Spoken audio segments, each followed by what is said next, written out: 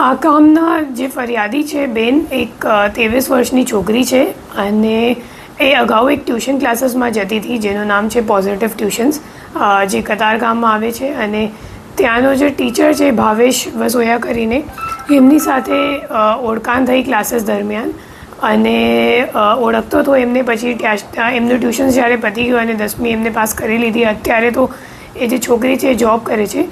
પછી પાછળથી 2023માં જે ભાઈ છે ભાવેશભાઈ વસોયા, તો એને છોકરીના નામનું એક ઇન્સ્ટાગ્રામ પર ફેક આઈડી બનાવીને પછી એમને હેરાનગતિ કરવાનું શરૂ કર્યું. તો ત્યારે એ લોકોએ એક અરજી આપી હતી લોકલ પોસ્ટેમાં, ખબર નહોતો કે ખરેખર કોને બનાવ્યું છે. પછી હેરાન કરવાનું બંધ થઈ ગયું તો એ લોકોએ પછી લાઇટલી લીધું.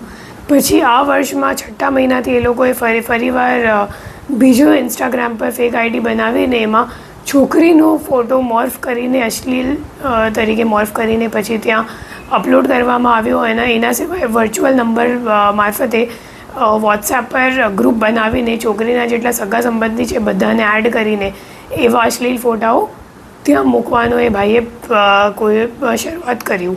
તો ત્યારે એ લોકો અહીંયા સાયબર સેલમાં આવ્યા અને અહીંયા FIR નોંધાઈ. અને એના તપાસ દરમિયાન અમે લોકોએ જ્યારે તપાસ કરી તો ખબર પડી કે ખરેખર એમના જે અગાઉના જે ટ્યુશન ટીચર માસ્ટર હતા ભાવેશભાઈ વસોયા, એના પાછળનું આખી પ્રક્રિયા માસ્ટર માઇન્ડ બધું એનું કર્યું છે. અને અત્યારે આરોપી અમે ઝડપી પાડ્યું છે અને